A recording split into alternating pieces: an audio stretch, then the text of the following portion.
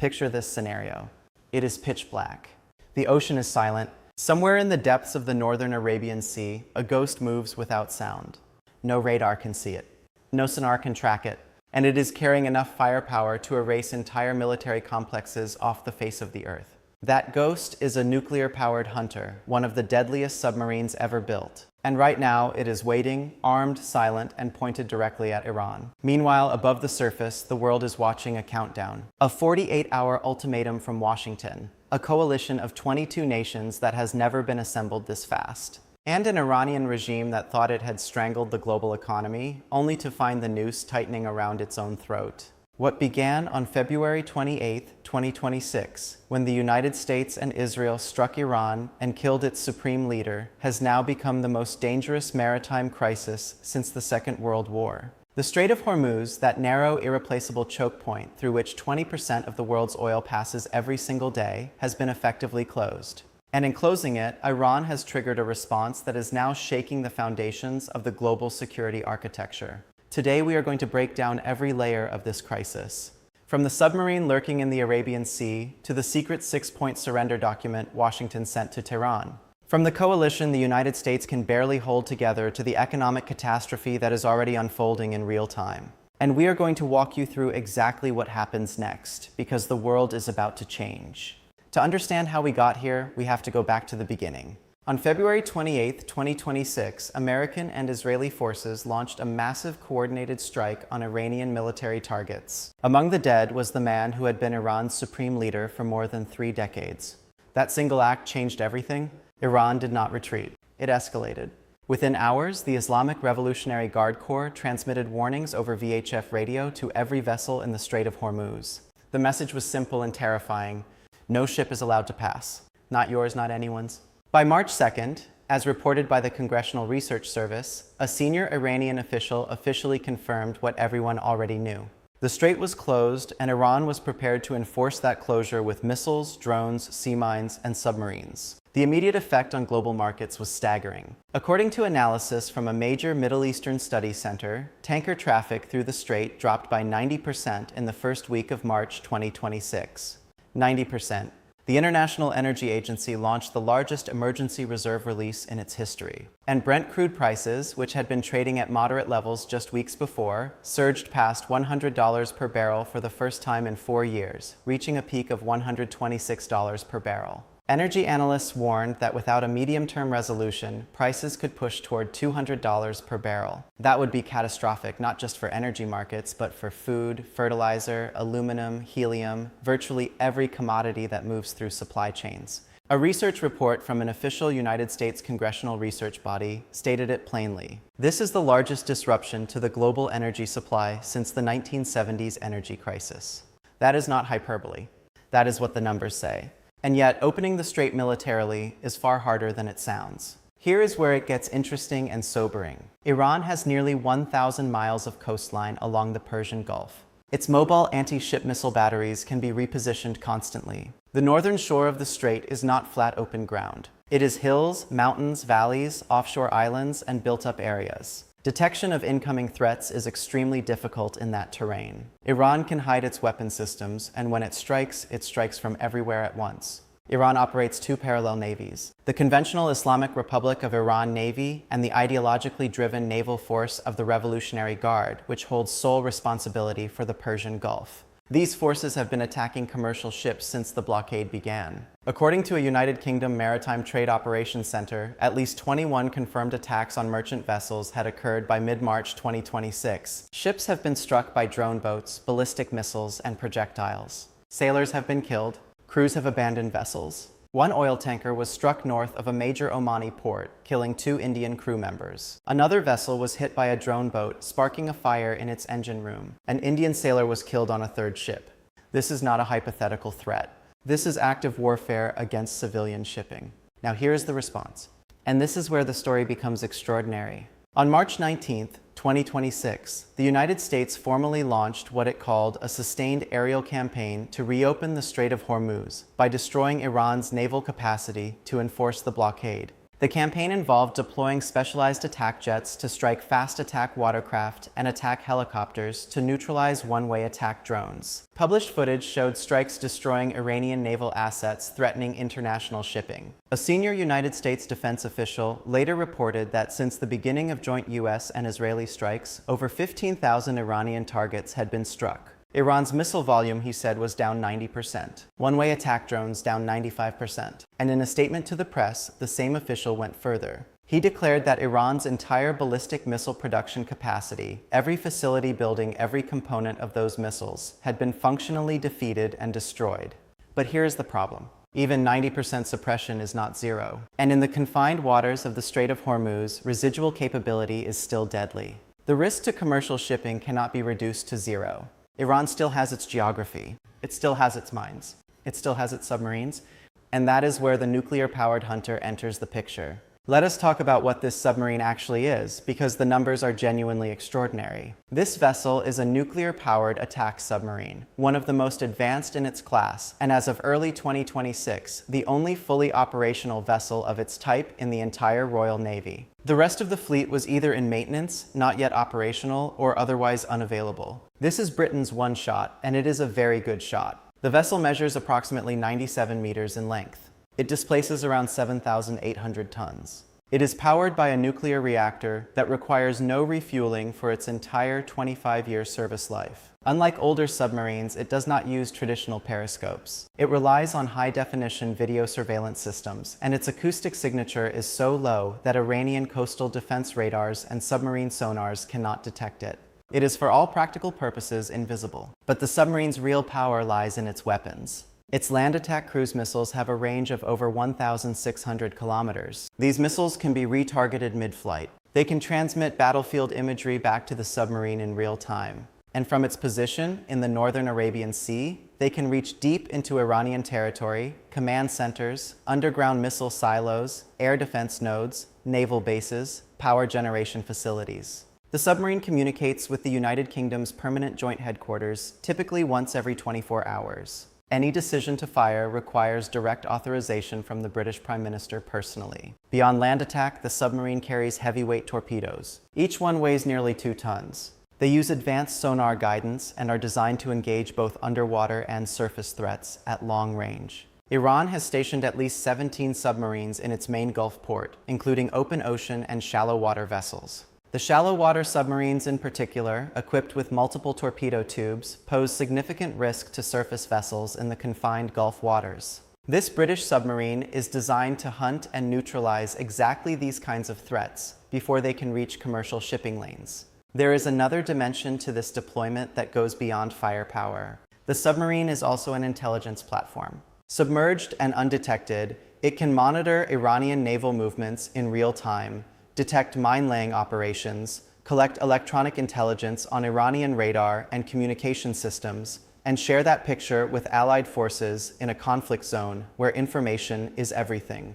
That persistent covert surveillance capability is worth as much as the cruise missiles themselves. Now, the deployment of this submarine did not happen in a vacuum. It came alongside a series of decisions by the British Prime Minister that mark a fundamental shift in London's strategic posture. The immediate trigger, as multiple sources confirm, was Iran's ballistic missile attack on a critical joint UK-US base in the Indian Ocean. One missile broke apart in midair. The second was intercepted at the last moment by US defense systems, but the strategic message was unmistakable. With a confirmed range of 4,000 kilometers, Iranian ballistic missiles now put capitals across Europe, London, Paris, Berlin within theoretical range. That changed the Prime Minister's calculus. The British government responded in 2 steps. First, it granted the United States full authority to use British military bases for operations against Iranian targets. That authorization, initially limited to defensive measures, was subsequently expanded to cover operations protecting maritime shipping directly, including offensive strikes. Second, the Prime Minister gave the order that sent the submarine north from Australian waters into the Arabian Sea. The Iranian Foreign Minister was direct in his condemnation. He warned Britain that its decision to allow US forces to use British bases amounted to what he called participation in aggression. On the same day the submarine's deployment was reported, London expanded U.S. access to key air bases and the joint-use Indian Ocean facility. Beyond the submarine, Britain has assembled a broader naval and air presence in the region. A modern destroyer equipped with one of the most advanced air defense systems in the world departed the UK to protect airspace around a key base in Cyprus. Royal Air Force fighter jets stationed at bases in Qatar and Cyprus have been placed on active readiness to counter Iranian drone swarms. Helicopters armed with specialized missiles are standing by to hunt fast attack boats. A permanent UK naval support facility in Bahrain, housing 500 military personnel, is coordinating the overall operation, and a logistics support ship is on high readiness, prepared for civilian evacuation scenarios if required. It is a significant military commitment, but it is also a fragile one. The Royal Navy has limited surface vessels in the region. The last minehunter was retired earlier in 2026, and this nuclear submarine is the only fully operational vessel of its class Britain has available. Every piece of this chessboard matters enormously. Now here is where the diplomatic dimension becomes just as fascinating as the military one. The United States has been struggling to build a coalition to share the burden of securing the strait. And the struggle has been very public and at times very ugly. On March 15, 2026, a senior U.S. official called on countries of the world that receive oil through the Hormuz Strait to take care of that passage militarily. The response from most of Washington's European allies ranged from skepticism to outright refusal. Germany's defense minister said the situation was not their war. A senior European foreign policy official told reporters after an EU foreign ministers meeting that there was no appetite among the 27 EU member states to join the US-led coalition. "This is not Europe's war," she said. The US reaction was characteristically forceful. European allies were called cowards. The alliance was described as a paper tiger without the United States. The US said it would remember the countries that refused and announced it would work instead with Israel and Gulf nations. But here is where it gets interesting.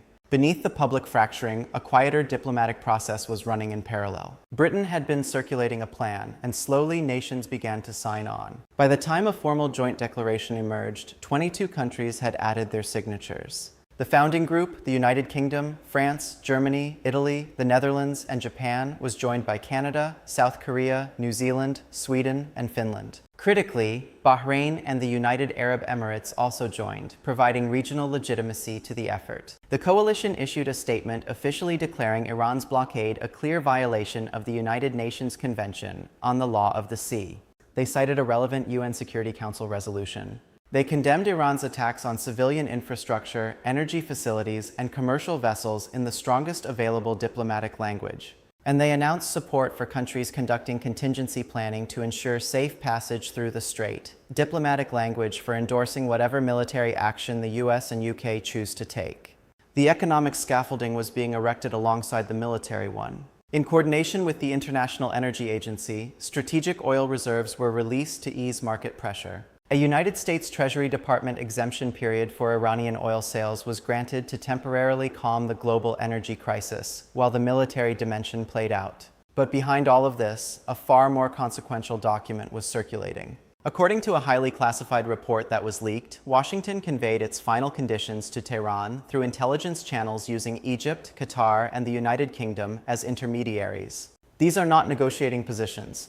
They read more like terms of surrender. 6 demands. First, Iran must immediately suspend its ballistic missile program for a period of 5 years. Second, all uranium enrichment must cease completely with enrichment levels reduced to 0. Third, critical nuclear reactors at key Iranian facilities must be sealed. Fourth, the number of ballistic missiles in Iran's possession must be capped at a maximum of 1,000. Fifth, all financial and military support to regional proxy forces must be cut off entirely. Sixth, and implicitly, Iran must reopen the Strait of Hormuz immediately and unconditionally. As a senior United States official outlined publicly, the objectives of the military campaign are the destruction of Iran's air force, the destruction of its navy, the severe degradation of its missile capability, and the destruction of its weapons manufacturing infrastructure. As the official put it directly, Iran can never hide behind that infrastructure to acquire a nuclear weapon. The same official stated with unmistakable clarity that Iran would not be allowed to establish a permanent regime of control over international waterways. That will never be allowed to happen. Iranian state media, citing an unnamed senior official, confirmed that Tehran rejected the US proposal. Iran laid out its own conditions, a complete halt to what it called aggression and assassinations. Concrete guarantees against the reimposition of war, war reparations, and most provocatively, explicit exercise of sovereignty over the Strait of Hormuz. That last demand is a non-starter for Washington. It always will be.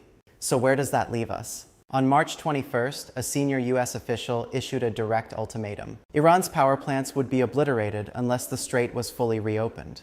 The primary target identified was a major combined cycle power plant, a facility with a capacity of nearly 3,000 megawatts supplying electricity to the capital. A strike on that facility would plunge the Iranian capital into darkness and trigger an economic catastrophe from which the regime might not recover. The same official also threatened a critical island facility through which Iran exports approximately 90% of its crude oil. Israeli strikes had already hit Iran's largest gas field. Tehran responded by attacking gas facilities in Israel and several Gulf nations. Among the targets struck was the world's largest liquefied natural gas export installation. The escalation ladder is being climbed one rung at a time. And there is a second front that demands attention, because the crisis in the strait is not the only choke point in play. On March 28th, a militant group in Yemen launched missiles and drones toward Israel, opening a new front in the expanding conflict. Iranian officials were signaling that they might push their allies to block another critical strait, the Red Sea's choke point, in retaliation for U.S. escalation. If both the Strait of Hormuz and that Red Sea strait are closed simultaneously, the disruption to global shipping would be without modern precedent.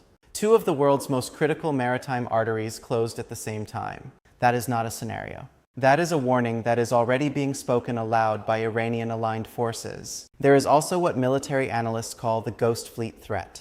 Beneath the surface of the Gulf, beyond what aircraft can easily detect from altitude, Iran is believed to operate a force of submarines specifically designed for the Gulf's shallow and murky waters. These vessels can set underwater ambushes against commercial giants attempting to pass through the strait. Iran has at least 17 submarines stationed at its main Gulf port, including vessels designed for open ocean operations and stealthy shallow water boats built for Gulf warfare. These are the targets that the British submarine's heavyweight torpedoes were made to hunt. Now there is a powerful new actor potentially entering this equation: Japan.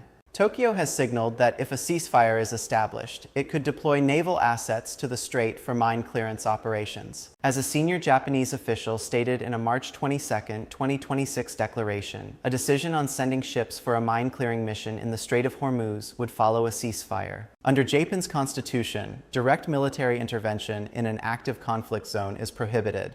But a humanitarian maritime security mission after a ceasefire is a different legal and political framework. Japan conducted a similar operation following the 1991 Gulf War, when 6 minesweepers were deployed. Several Japanese vessels could be candidates for deployment. Japan possesses one of the world's most technically advanced mine countermeasure fleets. Their participation would both accelerate the physical reopening of the strait and significantly broaden the international legitimacy of the coalition effort. But Japan's involvement and the effectiveness of everything else the coalition is doing ultimately depends on one thing: getting to a ceasefire. And right now that does not appear imminent. Let us now step back and look at the full picture that is emerging from all of these moving pieces. The United States has struck over 15,000 Iranian targets since February 28th. Iran's offensive military capacity has been significantly degraded. Its missile production infrastructure has reportedly been dismantled. Its naval presence in the strait has been reduced. And yet the strait remains effectively closed. Iran still has the geography. It still has the mines. It still has its submarines. And its coastline of nearly 1,000 miles cannot be cleared by airstrikes alone. The US has several escalatory options still on the table. A distant blockade of Iranian oil exports through its main oil terminal, seizing shadow tankers carrying Iranian oil between the Strait of Hormuz and another major strait in Southeast Asia. A close blockade of Iranian non-oil imports, using the fact that 80% of Iran's imports pass through Hormuz to create maximum economic pressure. Or direct strikes on the energy infrastructure of that critical oil export island, a step that has been threatened but not yet taken as of the time of writing. Meanwhile, Iran's own terms for ending the war, including sovereignty over the Strait of Hormuz, are a provocation that Washington will never accept. A senior US official made that explicit, and the ultimatums grow increasingly severe with each passing day. The 22-Nation coalition provides international legitimacy. But as a major Middle Eastern study center warned, even initiating a full military campaign to physically reopen the strait could trigger a global economic crisis. The Persian Gulf states rely heavily on maritime imports for daily necessities. A full complex scenario would trap them in the crossfire. The stance of China and Russia adds another layer of strategic complexity. Beijing and Moscow have been notably absent from any coalition against Iran. China, in fact, has been receiving Iranian oil throughout the conflict, a fact that the US may need to address by intercepting Iranian shadow tankers. If Washington moves to cut off Chinese oil receipts from Iran, that introduces a direct US-China dimension to a crisis that was already complicated enough. And then there is the possibility that Beijing uses this moment to recalibrate its own calculations regarding other contested waters. If Washington is stretched thin militarily, politically, and economically by the Hormuz crisis, that window does not go unnoticed in Beijing. Let us be direct about where things stand on this April 1st, 2026. The 48-hour ultimatum from Washington is drawing to its close. Iran has rejected US terms. Its military has been severely degraded but not destroyed. The Strait of Hormuz remains effectively closed with shipping traffic still dramatically below normal levels. Brent crude has surged to its highest price in years. The International Energy Agency has released emergency reserves, but that is a temporary measure. The 22-nation coalition exists, but its cohesion is under pressure. NATO allies are divided. Japan is waiting on a ceasefire that has not arrived. And beneath the surface of the northern Arabian Sea, the nuclear-powered Hunter is waiting for a single encrypted transmission from its headquarters that no one in Tehran can intercept. This crisis began in the spring of 2026 as a regional conflict. It has since become something far larger. It is a test of how the rules-based international order responds when one nation decides to close a critical global waterway by force. It is a test of how alliance structures function when the United States demands its partners take on risks they would prefer to avoid. It is a test of whether economic pressure can be weaponized faster than military pressure can be answered. And it is a test of whether a nuclear-powered submarine lurking in the deep can deter a regime that has already decided it has nothing left to lose. The world's leaders, markets, and populations are watching. They are all waiting for the same thing, a decision. Either the Strait of Hormuz opens and the global energy supply chain stabilizes, or it does not, and we enter an era of global uncertainty, unlike anything the modern international system has experienced. The answers to those questions are being written right now, not in press conferences, not in diplomatic cables.